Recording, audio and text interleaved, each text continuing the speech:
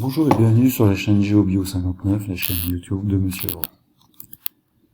Afin d'apporter quelques précisions au sujet de l'exercice que vous avez à faire lundi, on va revenir un tout petit peu dans cette capsule vidéo sur la réalisation des arbres de parenté. Avant de redémarrer tout de suite, deux termes sont à bien comprendre. Ce sont les deux termes utilisés par les systématiciens, c'est-à-dire les spécialistes de la classification des êtres vivants. Et les deux termes, en fait, sont les suivants. D'abord, on parlera de collection. Il s'agit du terme qui désigne l'ensemble des êtres vivants à classer. Et on parlera également d'attributs, à savoir les caractères observables et donc visibles sur un être vivant.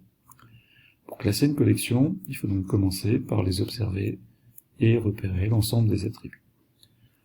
Dans l'exemple suivant, nous utiliserons donc comme être vivant faisant partie de cette collection le lapin, le rouge-gorge, on prendra un sard à tête noire, un crabe, une aigrette, et on peut ajouter donc l'être humain, mais une photo n'est peut-être pas nécessaire.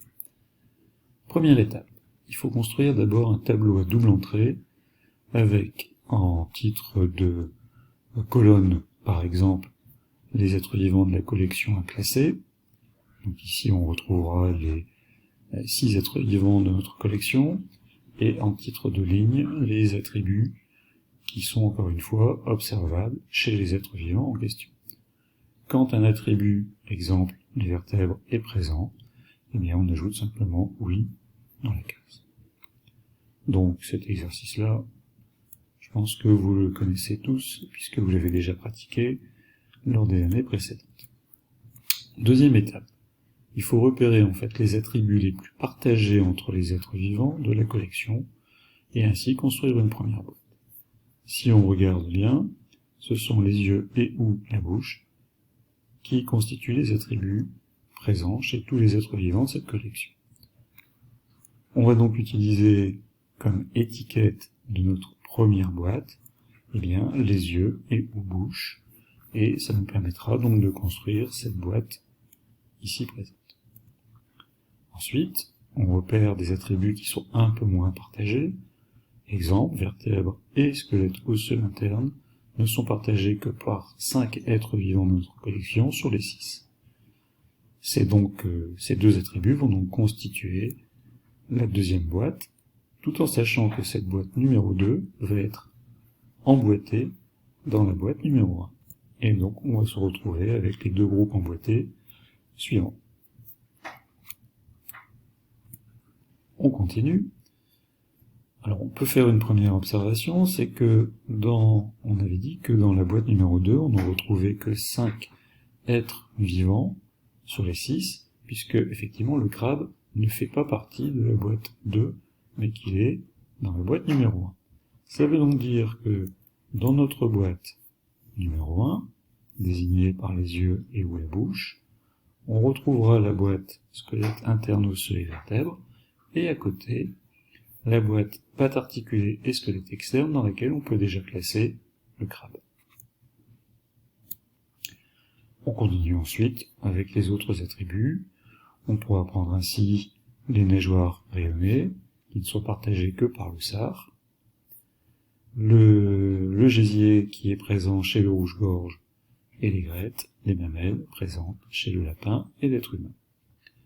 Une petite remarque et une deuxième remarque, ces trois attributs-là, nageoire rayonnée, gésier, mamelle, vont devoir être inclus dans la boîte vertèbres et squelette osseux, puisque si je prends le lapin, il a certes des mamelles, mais il avait aussi squelette osseux et vertèbres. Pareil pour le rouge-gorge, il a un gésier, mais il a aussi squelette osseux interne et des vertèbres. Donc on se retrouve avec une boîte squelette interne osseux et vertèbres, qui comprend elle-même 3 autres boîtes, telles qu'elles sont indiquées ici. On peut ensuite, donc bien entendu, indiquer les noms des différents êtres vivants. La troisième étape, c'est que bien souvent, les scientifiques ne travaillent pas avec les noms des attributs, parce que c'est toujours parfois un peu long, et donc on les remplace par les noms des groupes. Ainsi, les yeux ou bouches vont être remplacés par animaux. Les vertèbres vont être remplacées par le nom du groupe, donc à savoir les vertébrés. Et donc, nos groupes précédents se retrouvent avec des étiquettes un peu différentes. On va distinguer les animaux. Dans les animaux, on aura ici, dans notre exemple, des vertébrés et des arthropodes. Dans la boîte vertébrée, nous aurons 3 groupes, les oiseaux, les ostéichthyens et les mammifères. Quatrième étape, il faut établir donc les liens de parenté. Pour cela, eh bien, on va travailler à partir des groupes emboîtés, mais il est préférable de les disposer de façon horizontale. D'où la disposition donc présentée sur la diapositive. On peut donc, à partir de là, établir les premiers liens de parenté. Le premier lien de parenté que l'on peut observer, c'est entre le groupe des arthropodes et le groupe des vertébrés. Il est probable qu'un ancêtre commun a connu des innovations évolutives qui lui ont permis d'acquérir donc les yeux et ou la bouche, et qu'ensuite, cet ancêtre commun, eh bien, a vu se développer, en fait, d'autres innovations évolutives, mais dans 2 directions différentes. Une direction qui a conduit à l'apparition du squelette externe et des pattes articulées, et donc au groupe des arthropodes, une autre innovation dans une autre direction qui a conduit donc à l'apparition des vertèbres et aux 3 groupes de vertébrés, en tout cas dans notre exemple.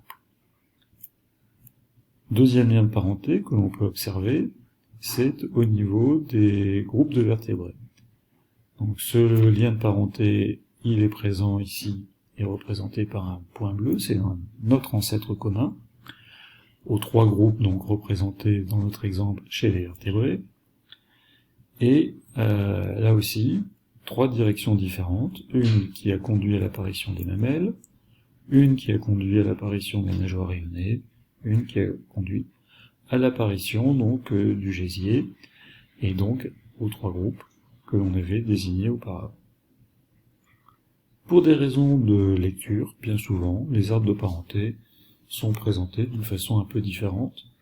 En fait, on présente l'ancêtre commun qui a connu donc une innovation, les yeux, l'apparition des yeux et ou de la bouche, qui a conduit donc à un ancêtre commun qui a connu 2 directions, a évolué selon 2 directions différentes, en direction d'une branche sur laquelle on a vu apparaître les vertèbres, une autre direction, donc une autre branche sur laquelle on voit apparaître le squelette externe et les pattes articulées. Ça nous permet donc de distinguer le groupe des arthropodes du groupe complet ici des vertébrés.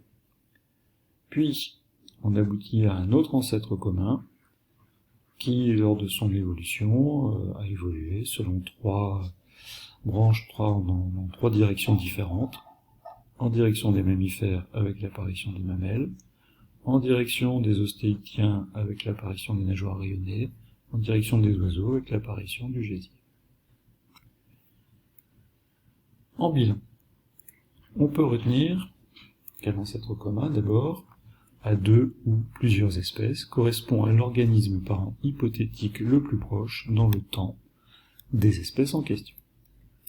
Si on revient un petit peu en arrière, l'ancêtre commun qui est ici, à l'origine donc des 3 groupes de vertébrés dans notre exemple, eh bien cet ancêtre commun est le plus proche parent, on va dire, dans le temps, des mammifères, des ostéichthyens et des oiseaux. Mais c'est bien une notion hypothétique dans le sens où, même si on retrouve un fossile, rien n'indique que c'est le fossile le plus proche des mammifères, des ostéichthyens ou des oiseaux. Peut-être qu'on retrouvera un autre fossile plus tard, plus proche, ou peut-être pas. Donc c'est bien cette notion d'ancêtre commun, est bien une notion tout à fait, en fait, hypothétique. Deuxième point de ce bilan, grâce aux arbres de parenté, c'est d'ailleurs l'objectif qui explique qu'on établit ces arbres de parenté, qu'on les construit, eh bien c'est qu'on peut établir des liens de parenté entre les différents groupes d'êtres vivants.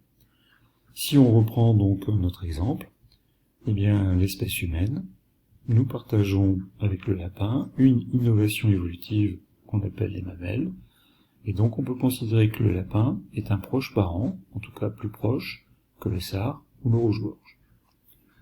Si je prends un autre lien de parenté, à savoir le squelette interne, eh bien on peut considérer que les mammifères, les oiseaux, les ostéichthyens sont des parents proches, car on partage cette innovation-là, à savoir le squelette interne, alors que les crabes vont être des cousins un petit peu plus éloignés, puisque eux ont développé des squelettes externes. Voilà pour cette petite précision, j'espère qu'elles vous seront utiles pour répondre donc à l'exercice que vous avez à me rendre lundi prochain.